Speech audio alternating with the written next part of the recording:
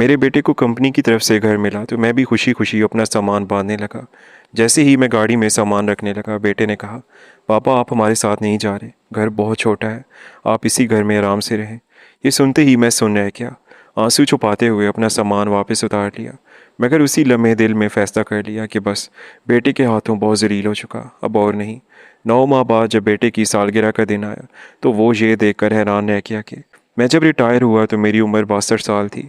ज़िंदगी का ज़्यादा हिस्सा एक निजी कंपनी में मुलाजमत करते गुजर गया था। तनख्वाह ज़्यादा नहीं थी, मगर मैंने हमेशा कोशिश की कि मेरे बेटे फ़हद की किसी ख्वाहिश को अधूरा ना रहने दूँ।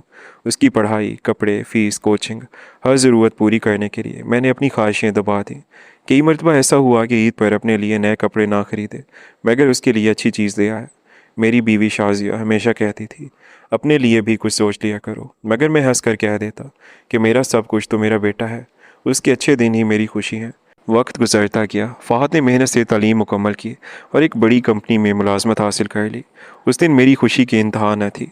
महल्ले वालों में मिठाई तकसीम की, मस्जिद में शुक्राने के नफल अदा किए और दिल ही दिल में अल्लाह ताला का शुक्र अदा करता रहा कि मेरी बरसों की मेहनत रंग ले आई। चंद साल बाद उसकी शादी हो गई। बहू तालीम याफ्ता और मुलाजमत पेशा थी। शुरू शुरू में वो बहुत अदब से पेश आती, मुझे अब्बा जी कहकर बुलाती और हर बात पूछ कर करती। मैंने भी उसे हमेशा बेटी समझा। मेरी बीवी का इंतकाल मेरे बेटे की शादी से 1 साल पहले हो चुका था, इसलिए घर में हम 3 ही अफराद थे। मैं कोशिश करता कि उनकी ज़िंदगी में मदाखलत ना करूं, अपने काम खुद करता, सुबह जल्दी उठकर नाश्ता बना लेता, बाजार से सौदा ले आता और ज़्यादा वक्त मस्जिद या पुराने दोस्तों के साथ गुजार देता ताकि उन्हें आज़ादी महसूस हो। एक दिन फ़हद बहुत खुशी से घर आया। उसके हाथ में कुछ कागजात थे। उसने बताया कि कंपनी ने उसे रिहाइश के लिए सरकारी घर दिया है। मैं खुशी से उसके गले लग गया। मुझे लगा अब हम सब एक बेहतर जगह पर रहेंगे। मैंने फ़ौरन अलमारी खोली, अपना पुराना सामान निकालना शुरू कर दिया। बीवी की तस्वीर, चंद किताबें, कुछ कपड़े और ज़रूरी चीज़ें एक बैग में रखने लगा। कई साल बाद मेरे चेहरे पर ऐसी खुशी आई थी जैसे ज़िंदगी दोबारा संवरने वाली हो। अगली सुबह कंपनी की गाड़ी सामान मुंतकिल करने के लिए आ गई। मैंने मज़दूरों के साथ मिलकर सामान उठाना शुरू किया। जब मैं अपना बैग गाड़ी में रखने लगा तो फ़हद ने अचानक मेरा हाथ पकड़ लिया। उसकी आवाज़ में हिचकिचाहट थी। उसने नज़रें झुकाते हुए कहा, पापा आप हमारे साथ नहीं जा रहे। मैं चंद लम्हे उसे देखता रहा। मुझे लगा शायद मैंने गलत सुना है। मैंने मुस्कुरा कर पूछा, क्यों बेटा? उसने आहिस्ता से कहा, घर बहुत छोटा है, सिर्फ 2 कमरे हैं, हमारे लिए भी मुश्किल से जगह बनेगी। आप यहीं घर में आराम से रहें, हम हर हफ्ते आपसे मिलने आया करेंगे। उसके अल्फाज मेरे कानों में गूंजते रह गए। मेरी ज़बान से एक लफ्ज़ भी ना निकल सका। मैंने खामोशी से बैग वापस नीचे रख दिया। मज़दूर मेरी तरफ देख रहे थे, मगर किसी ने कुछ नहीं कहा। मेरी आंखों में आंसू आ चुके थे, मगर मैंने चेहरा दूसरी तरफ कर लिया कि कोई देख ना सके। फ़हद शायद मेरी कैफियत समझ रहा था, मगर उसने दोबारा कुछ न कहा।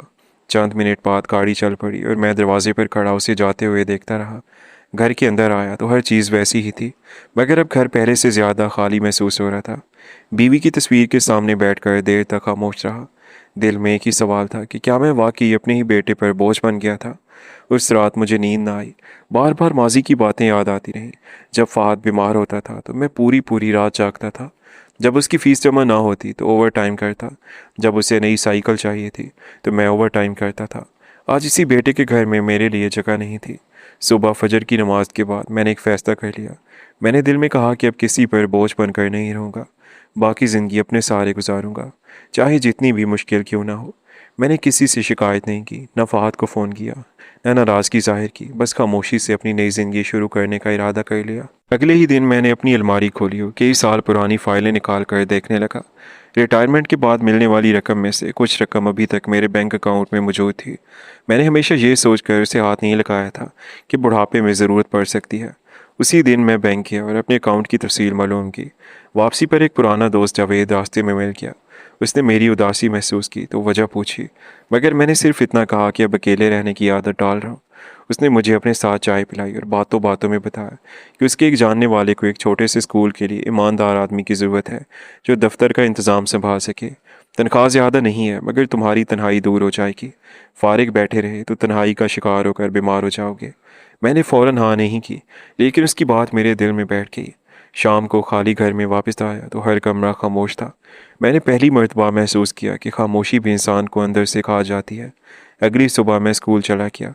प्रिंसिपल ने मेरे तजर्बे के बारे में पूछा, कुछ कागजात देखे और कहा कि अगर आप चाहें तो अगले हफ्ते से काम शुरू कर सकते हैं। मैंने अल्लाह ताला का शुक्र अदा किया। कई महीनों बाद ऐसा लगा जैसे ज़िंदगी ने मुझे फिर से एक मकसद दे दिया हो। मैं रोज़ वक्त पर स्कूल जाता, बच्चों से मोहब्बत से बात करता, असासा के मसाइल सुनता और दफ्तर के सारे रिकॉर्ड को तरतीब देता। आहिस्ता आहिस्ता सब लोग मेरी इज्जत करने लगे। मोहल्ले के लोग भी कहते कि रिटायरमेंट के बाद भी आपने हिम्मत नहीं हारी। मैं सिर्फ मुस्कुरा देता। दूसरी तरफ फ़हाद अपनी नई ज़िंदगी में मसरूफ़ था। शुरू के चंद हफ्ते उसने 2-3 बार फ़ोन किया, मगर फिर कॉलें कम होती गईं। कभी मैं फ़ोन करता तो वो कहता कि दफ्तर में मीटिंग है, कभी कहता कि बाद में बात करता हूँ। मैंने भी उसे परेशान करना छोड़ दिया। एक दिन अचानक मेरा पुराना घर देखने एक प्रॉपर्टी डीलर आया। उसने कहा कि इस इलाके में ज़मीन की कीमत बहुत बढ़ गई है, अगर आप चाहें तो ये मकान अच्छे दामों में बिक सकता है। मैंने उसकी बात सुनी मगर जवाब नहीं दिया। इस घर से मेरी बीवी की यादें वाबस्ता थीं। मैं इसे बेचना नहीं चाहता था। चंद दिन बाद फ़हद आया। काफ़ी देर तक इधर उधर की बातें करता रहा, फिर बोला, अगर ये घर बेच दिया जाए तो रकम से बड़ा फ्लैट लिया जा सकता है। मैंने खामोशी से उसकी बात सुनी और सिर्फ इतना कहा कि अभी मेरा ऐसा कोई इरादा नहीं। उसके चेहरे पर नागवारी साफ नजर आई, मगर वो कुछ कहे बगैर चला गया। उस दिन मुझे पहली मर्तबा महसूस हुआ कि शायद उसे मेरी नहीं बल्कि इस घर की ज़्यादा फिक्र है। मैंने दिल मजबूत कर लिया और किसी से इस बात का जिक्र ना किया। वक्त गुजरता गया। स्कूल में मेरी इज्जत बढ़ती गई। अगर कोई बच्चा फ़ीस ना दे सकता तो मैं प्रिंसिपल से बात करके उसे मोहलत दिलवा देता। एक यतीम बच्चे की किताबें भी मैंने अपनी जेब से खरीद कर थीं। ये सब करते हुए मुझे अजीब सा सुकून मिलता था। बच्चों के साथ वक्त का पता नहीं चला और 9 महीने गुजर गए। इन्हीं दिनों फ़हद की सालगिरह करीब आ रही थी। हर साल मैं सबसे पहले उसे मुबारकबाद देता था और इसकी पसंद का तोहफ़ा लेकर जाता था। इस साल भी मैंने उसे एक तोहफ़ा ख़रीदा, मगर साथ ही एक और फ़ैसला भी किया। मैंने एक वकील से मुलाकात की, अपनी जायदाद और जमा पूंजी के तमाम कागजात दोबारा बनवाए और एक नई वसीयत तैयार करवा दी। इस वसीयत में मैंने वाज़े लिखवाया कि मेरी वफ़ात के बाद मेरा घर फ़रोख्त नहीं किया जाए, बल्कि घर का एक हिस्सा एक ऐसे फ़लाही इदारे के हवाले किया जाएगा जहाँ पर बेसहारा बुज़ुर्ग इज़्ज़त के साथ रह सकें। मैंने सोच लिया था कि जिस दर्द से मैं गुज़रा हूँ, शायद इस घर में रहने वाला कोई दूसरा बूढ़ा कभी ना गुज़रे। मेरे पास तो अपना घर था। कुछ बुजुर्ग ऐसे होते हैं जिनके पास रहने के लिए ठिकाना भी नहीं होता। फ़हद को इस फैसले का अभी तक कुछ मालूम नहीं था। उसकी सालगिरह वाले दिन मैं सुबह सवेरे तैयार हुआ, हाथ में तोहफ़ा लिया और खामोशी से उसके घर की तरफ रवाना हो गया। जैसे ही दरवाजे की घंटी बजी, फ़हद ने दरवाज़ा खोला। मुझे सामने देखकर उसके चेहरे पर हैरत फैल गई, क्योंकि 9 माह में पहली बार मैं खुद उसके घर आया था।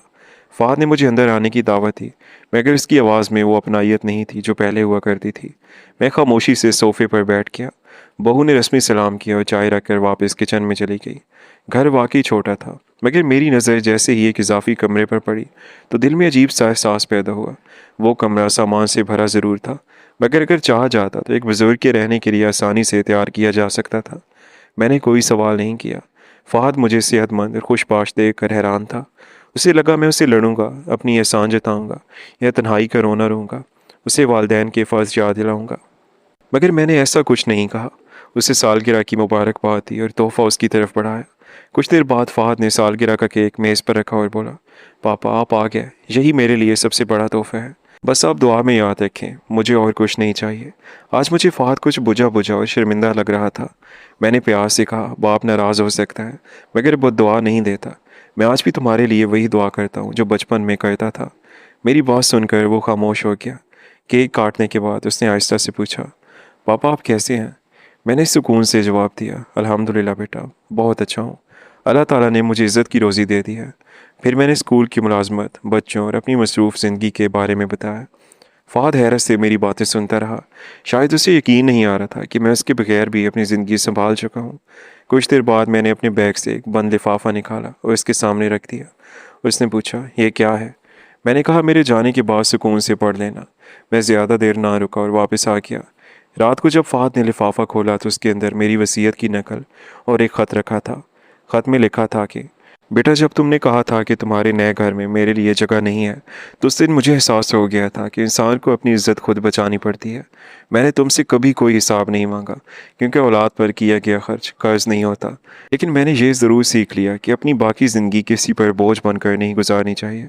मैंने शुरू में सोचा अपना घर एक ऐसे फलाही इदारे के नाम कर दूं जहां बेसहारा बुजुर्ग इज्जत के साथ रह सके, मगर मैं ऐसा नहीं कर सका, क्योंकि मेरी जमा पूंजी में जो कुछ भी है तुम्हारी अमानत है।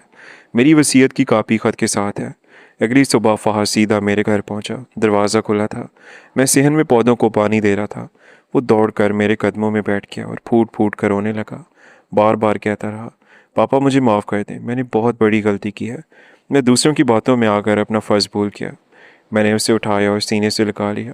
मैंने कहा, बेटा माफ़ी मांगने से इंसान छोटा नहीं होता और माफ़ कर देने से बाप बड़ा नहीं बनता। बाप तो पहले ही अपने बच्चों के लिए दिल में मोहब्बत रखता है। मेरी बात सुनकर फ़हाद ने कहा, पापा आप अभी मेरे साथ चलें। उस घर में आपके बगैर कोई खुशी नहीं। मैंने अपनी बीवी के कहने पर आपको घर नहीं ले गया। मैं चाहता था घर का सुकून कायम रहे, लेकिन मैं गलती पर था। तब से मुझे चैन नहीं मिलता। हर वक्त एक गिल्ट रहता है कि जवान बेटे के होते हुए आप अकेले रह रहे हैं। मैंने नरमी से जवाब दिया, बेटा मेरी ज़िंदगी का रास्ता बदल चुका है। मैं यहाँ खुश हूँ।